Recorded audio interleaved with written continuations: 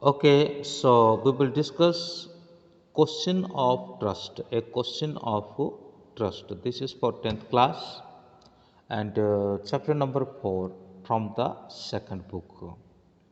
So we have discussed already first part and who was Horak and what was his habit and it mean he most of the time he want to purchase very costlier book and because of that reason he is not able to afford money and so that he started to stealing.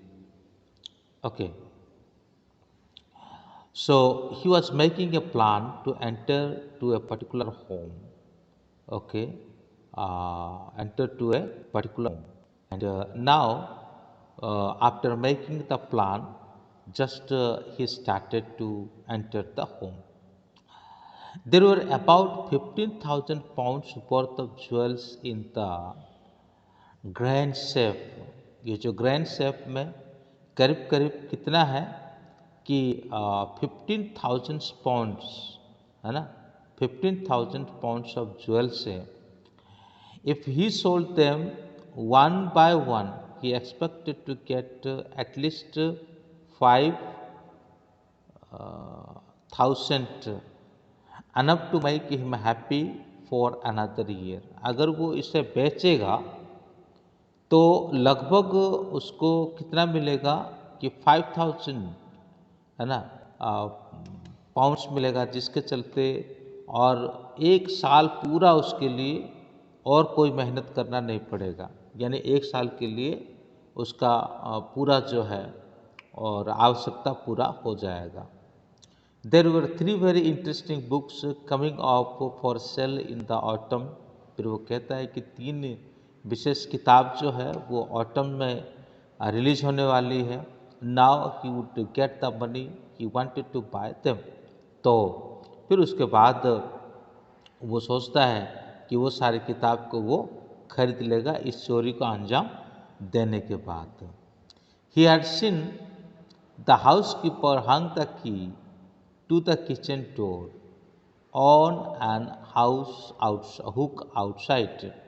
तो kitchen का जो door है वो जो बाहर का side है उसमें एक हुक है और उसी में हाउसकीपर ने क्या, घर के जो रखवाले ने क्या किया, चाबी को वहाँ पे लटका रखा है। He put on a pair of gloves.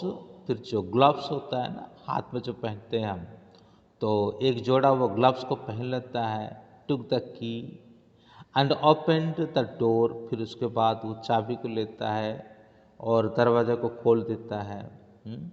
He was always careful not to leave any fingerprints. वो बहुत ही सतर्कता के साथ काम करता है ना, बहुत होशियारी के साथ करता है ताकि कहीं पर भी उसका फिंगरप्रिंट मौजूद ना रह जाए।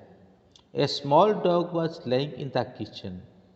It stayed made a noise and moved its tail in a friendly way. तो जैसे वो किचन रूम के अंदर जाता है तो देखता है कि एक डॉग, छोटा सा डॉग है वहाँ पे, वो वहाँ पे पड़ी हुई है और इसे देखने के बाद वो क्या करती है कि अपना पूंछ के हिलाती है, मतलब एक फ्रेंडली व्यवहार करती है। तभी वो कहता है all right Sherry what set as he passed. जैसे वो पास्ट कर लेते हैं तभी ऑल राइट शेरी, जैसे कि वो उसका नाम को जानते हैं, है ना। All you had to do to keep dogs quiet was to call them by the right names and show them love. तो डॉग को कंट्रोल अगर करना है तो उनको अपने नाम से बुलाना है, उनको अपने नाम से बुलाना है। और जैसे उनको अपने नाम से अगर आप बुलाओगे और थोड़ा सा आप उसको साथ प्रेम व्यवहार करोगे तो वो चुप हो जाएंगे। अगर आप उसको अपने नाम से बुलाओगे तो ऐसा लगेगा कि ये परिवार का मेंबर है या तो फिर मुझे जानता है। The safe was in the drawing room. जो सेफ का मतलब जो अलमीरा है वो ड्राइंग रूम में है। Behind a rather poor painting. हाँ, तो Horak wondered for a moment whether he should collect pictures instead of books, but they took up too much rooms in a small house. Books were better. तो वो मन में सोचता है कि वो जो बुक्स के अलावा क्या कोई पिक्चर्स को ये कलेक्ट करेगा, और इसी घर में जैसा आया तो उसमें बहुत सारे बुक्स को भी वो देखता है ना। In a small house books were better, छोटा सा घर तो है लेकिन किताब भी बहुत अच्छे हैं। There was a great bowl of flower on the table, and Horak felt his nose tickle. तो एक बॉल है वहाँ पे, बड़ा सा एक बॉल था और उसमें फ्लावर रखे हुए थे। तो होराक जो है उस फ्लावर का जो स्मेल के प्रति थोड़ा आकर्षित हो जाता है। यह पे little sneeze and then put down his bag. थोड़ा सा ये स्मेल आने के बाद उसको छींक आती है, और जैसे छींक आती है तो अपना बैग को वो क्या करता है, नीचे रख देता है। ही केयरफुली अरेंज्ड हिज टूल्स। फिर उसके बाद उसका जो टूल्स है, यानी जिस औजार के जरिए वो ताला तोड़ेगा या और भी कुछ करेगा, तो वो सारे औजार को वो क्या करता है, अरेंज कर लेता है। He had 4 hours before the servant returned. तो लगभग अभी 4 घंटा पहले से ही है कि सर्वेंट का जो आने का टाइम है, जो सर्वेंट तो घर से चले गए हैं तो मूवी वगैरह देखने के लिए, तो वो आएंगे तो 4 घंटे के बाद आएंगे, तो 4 घंटा पहले से वो है। The safe was not going to be hard to open. जो सेफ है यानी आलमारी है, ये इतना हार्ड नहीं है उसको ओपन करने के लिए। After all he had lived with locks and safes all his life. The burglar alarm was poorly built. He went into the hall to cut the wire. He came back and sneezed loudly as the smell of the flower came to him again.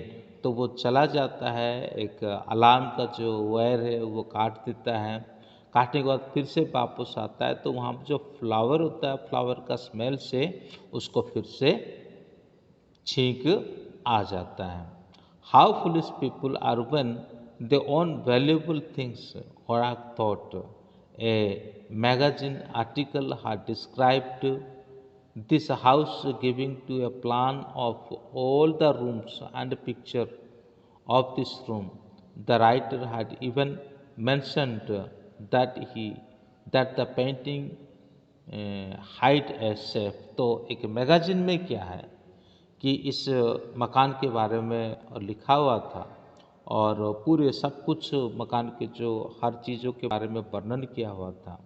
तो writer वहाँ पे यही चीज़ भी लिखा था कि जो safe, जो अलमीरा है, एक मतलब आधा अधूरा पेंट किया हुआ एक जगह पर उसको क्या किया गया है, छुपा करके रखा गया है। द राइट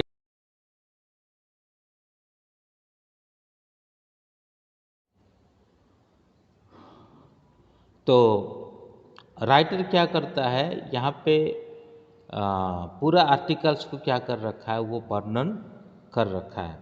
ठीक, आर्टिकल्स में ये मकान के बारे में पूरा वर्णन कर रखा है। But Horak found that the flower were hindering him into his work. लेकिन हॉरक जो है अभी ऐसा महसूस कर रहा है कि ये फ्लावर जो है, ये फूल जो है, वो क्या कर रहा है, उसकी काम में बाधा डाल रहा है। ही buried his face in his handkerchief। फिर उसके बाद अपने हैंडकरचिप में वो अपना फेस को ढांक देते हैं। Then he heard a voice say from the doorway, what is it, a cold or hay fever। तो जैसे वो अपने काम करने लग जाता है तो एक आवाज़ सुनता है कि क्या है ये, क्या सर्दी लगी है या तो फिर कोई बुखार आ रखा है। बिफोर कुड थिंक हॉरक सेड है fever and found himself sneezing again. फिर हॉरक इस प्रकार जवाब दे देता है कि ये तो एक बुखार है, फिर उसके बाद वो फिर क्या करता है, स्नीजिंग करने लग जाता है। The voice went, you can cure it with a special treatment, if you find out just what plants gives you the disease। तो फिर वो दूसरा आवाज़ जो है उसको यही कहता है कि तुम बढ़िया तरीके से, अच्छी तरीके से क्या करो, इलाज ले लो, इलाज करवा लो। I think you would better see a doctor if you are serious about your work. अगर आप अपने कार्य के प्रति बहुत सीरियस हो तो आपको एक डॉक्टर को दिखाना चाहिए। I heard you from the top of the house just now. मैं मकान के जो ऊपर का हिस्सा है और वहीं से मैं तुम्हें सुन पाई, है ना, मैं तुम्हें सुन पाई। तो इस तरह से वो कहता है, और कहने के बाद जैसे वो वहाँ पे चोरी करने के लिए आया हुआ होता है तो दूसरा व्यक्ति, एक महिला उनके साथ मिल जाती है। अब स्टोरी थोड़ा आगे बढ़ता है।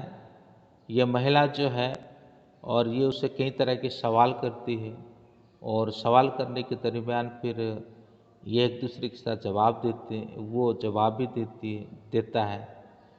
अब it was a quite kind voice but one with firmness in it. फिर उसके बाद a woman was standing in the doorway and Sherry was rubbing against her. एक महिला आई हुई होती है और वो बिल्कुल डोरवे में खड़ी होती है, और तभी शेरी जो डॉग है ना, वो उसके साथ रॉबिंग कर रही होती है। तो यही था सेकंड पार्ट। अब थर्ड पार्ट में हम देखेंगे कि इस महिला के साथ उसका क्या डिस्कशन होता है। तो मेरे ख्याल से ये स्कूल में ही हम इस बारे में देखेंगे, चर्चा करेंगे, क्योंकि कल से हमारा स्कूल तो खुल रहा है। तो ओके, फिर मिलते हैं क्लास में, तब तक के लिए जय हिंद।